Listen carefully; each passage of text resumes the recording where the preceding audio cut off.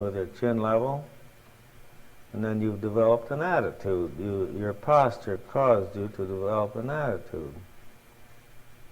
Now, doesn't it seem more likely that if you're trying to break through the darkness of closed eyes, and that is the goal of our seeking, is just behind the darkness of closed eyes, and we should, when we practice meditation, we are coming to face with the infinite consciousness. And that's the most important thing that we will ever do. So yoga teaches that we should make that preparation by beginning with a body posture.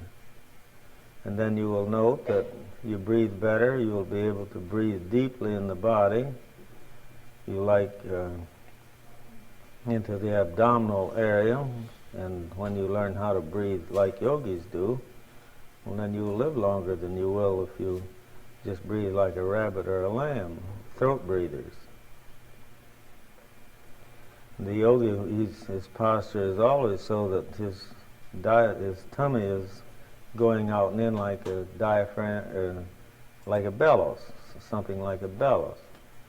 And that's the way you should breathe. And then you will take less breaths per minute that way than you will be on short breaths, because in short breaths you can't get enough air breathing short breaths to sustain the body. But long, deep breathing, rhythmic breathing, and then you'll find that your whole physical well-being and mental well-being and everything will change for the better. Someone handed me yesterday a little clipping out of a paper when we talk of meditation. And this party asked me, he says, well, how can one do that? In this clipping was a yogi sitting in a hermetically sealed dome-like thing. You could see through it, you could see him in there. And he was in this hermetically sealed, no air or anything, and he was sitting there in the deepest state of meditation, and he expected to be there for 4 months. Well, this party said, well, how can anybody do that without eating or drinking? And I said, well, in the deepest state of meditation, the way the yogis do that is that they become in their, while they're not breathing and not eating, in the deepest state of meditation, you don't need that. You live without air, you can live without food, water, and anything else. And so there he is in a hermetically sealed container, you might say. And still he's more alive than he would be if he was eating and breathing and breathing and eating food or drinking water. So as you learn to meditate, you will learn how to take the pranic energy and separate it from atmosphere or air, and that's what you want to get anyway, because in food you take it by way of, we'll say, the carrot or the turnip or the cabbage or lettuce or whatever the item is. All you're doing, the physical body and digestion is to extract pranic energy from the plant itself. But yogis learn how to, and especially those of you who have been initiated in Kriya Yoga, you've been given the technique so that you can live on less food and you won't want it, you won't need it. And besides, you'll begin to give up or renounce the heavier proteins of the animal proteins, such as pork and beef and like that, and veal. And you won't be able to, because you'll sensitize your body to the extent that you can't use it. Your body will reject it.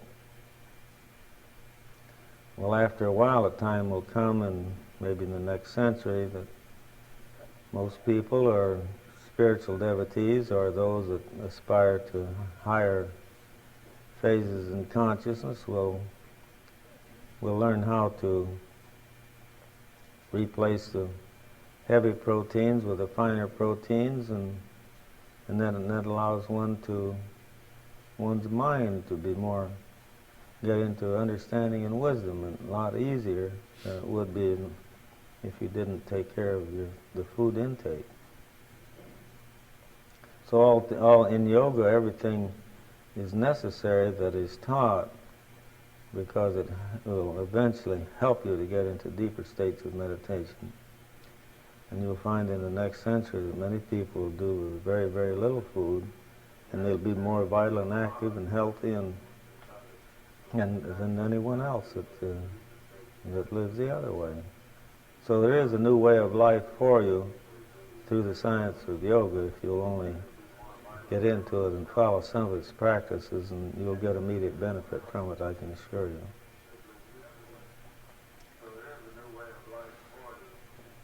So when you sit quiet with your body, you don't need to breathe a lot. You won't breathe as many breaths per minute as you do while you're active. That would make common sense. So with your body sitting still and quiet in posture, moving, you don't move the hands or fingers, the feet or the toes or the legs or the arms. You don't need to have to fight for so much pranic force or life force to sustain you.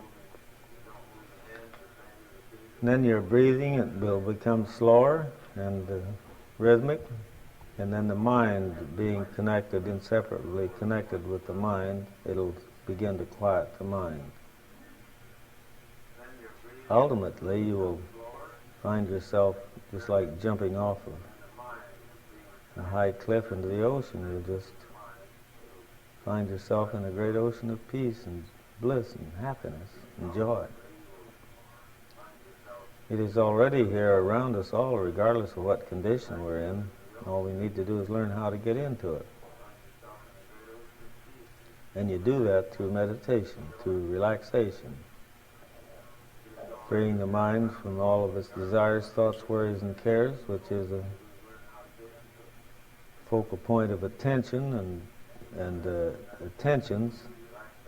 And when you free the mind from all those things, then you'll begin to get happy.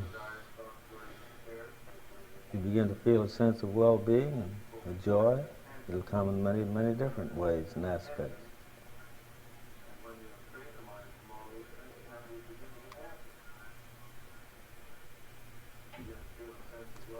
Yogis learn to gain peace of mind. And peace of mind is gained by relaxing the mind and freeing the mind from all of its desires, thoughts, worries, and cares.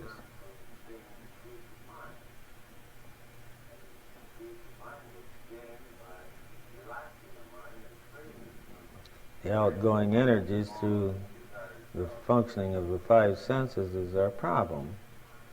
Like the hand when it's with its five fingers. They represent, we'll say the fingers represent seeing, feeling, hearing, tasting, and smelling. And when these outgoing energies are withdrawn back into the mind, like closing the fingers into the hand, you create a fist. And that's the idea of meditation. Successful meditation is depends on your ability to take away your attention from outside stimuli or objects of attention or your desires, thoughts, worries, and cares, and let go, cut them loose, so that the five senses which constitutes the conscious mind, and then it can be folded back into the subconscious mind or the superconscious mind. And we have to get into that area of consciousness before we find our ultimate goal of peace, bliss, and happiness. So this morning, now that we have taken posture, lift your eyes and focus their attention at the mid-spot between the eyebrows. Now that is another thing that yoga teaches, that if you learn to concentrate steadily there without blinking the eyes, even although your eyelids cover your eyeballs, you keep your attention fixed there, and that helps to pull the mind away from objects of the senses, or even after a while you forget that pull away from your own body, because we're all attached to the body. And we have body. We're in a state of body consciousness, and we'll forget that even. So all at once we'll just eventually and slowly, by degrees merge into the ocean of spirit. Our true nature is spirit, not flesh, bones, muscle, and skin. Our nature is spirit. When we lose this body, all we do is we won't change as far as our real self is concerned. We just lose the body and we just jump into the ocean.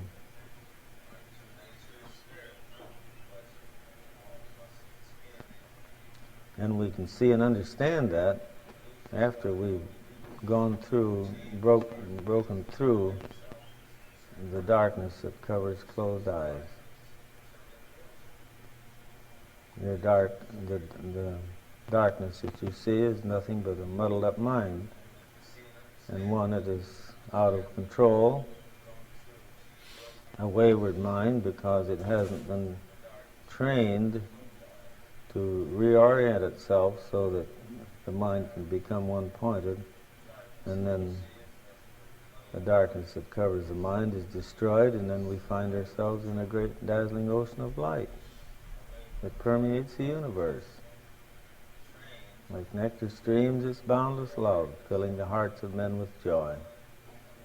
The very thought of His compassion sends a thrill through every limb. How can one fittingly describe Him? Through His abounding grace, the bitter sorrows of this life are all forgotten instantly. On every side, on land below and sky above, beneath the seas, in every region of this earth, men seek Him tirelessly.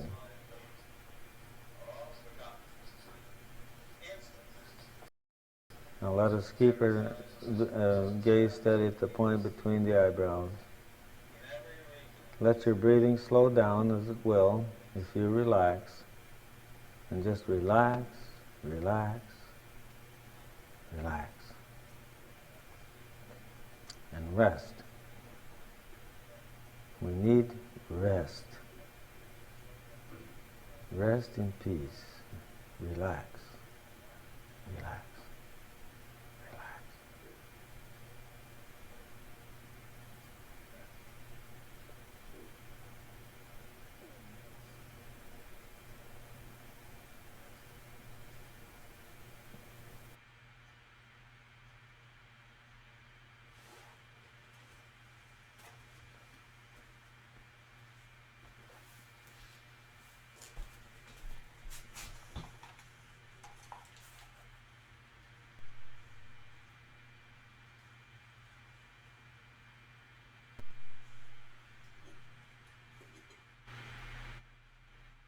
Thank you for listening to audio of Yogacharya Oliver, and we will resume our chanting 1 p.m. Eastern on Thursdays, and I hope to have the audio problems worked out by next Thursday. And I also will be live streaming from Song of the Morning Ranch, because I'll be flying there on Tuesday, and Thursday we'll plan to have our live stream. Thank you.